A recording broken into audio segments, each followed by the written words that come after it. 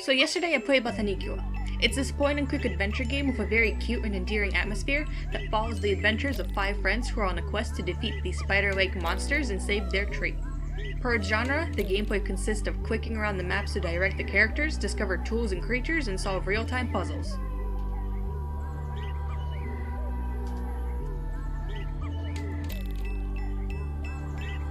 There's also a card collection mechanic to keep track of the various critters you come across.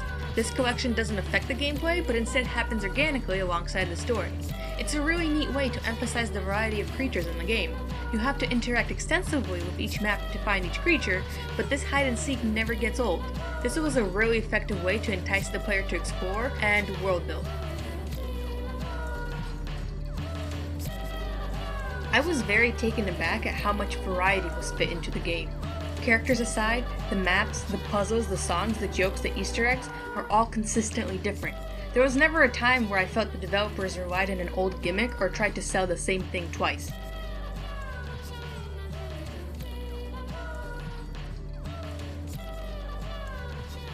Not only that, but the amount of allusions to drugs and nightmare fuel is impressive. You look at some of these clips, you don't get a creepy vibe. It seems like a challenging kid's game at best, but then you turn the corner and bam, you're greeted with this ugly mug.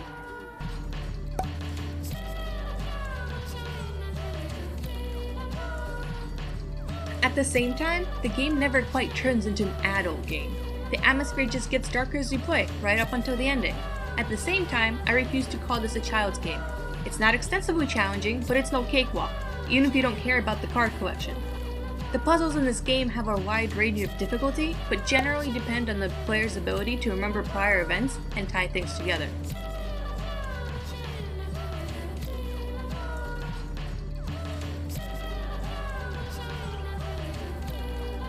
Obviously, the gameplay is centered around pointing and clicking. The developers did a great job of utilizing this mechanic to its fullest. They don't make it simple for the player. They want to know and see that you solved the puzzle and didn't just succeed through random clicks. There are definitely slower and faster bits in the game, but you can't speedrun this half asleep.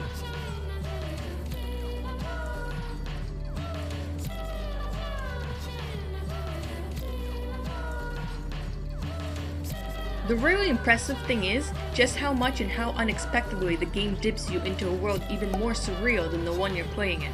In the end, it's always played off as a goof or a joke, but you have to wonder how the designers' minds could jump from self-insert Easter eggs to nightmare fuel. At the same time, this never, ever comes off as something out of left field, or as a desperate attempt to attract the wider demographic.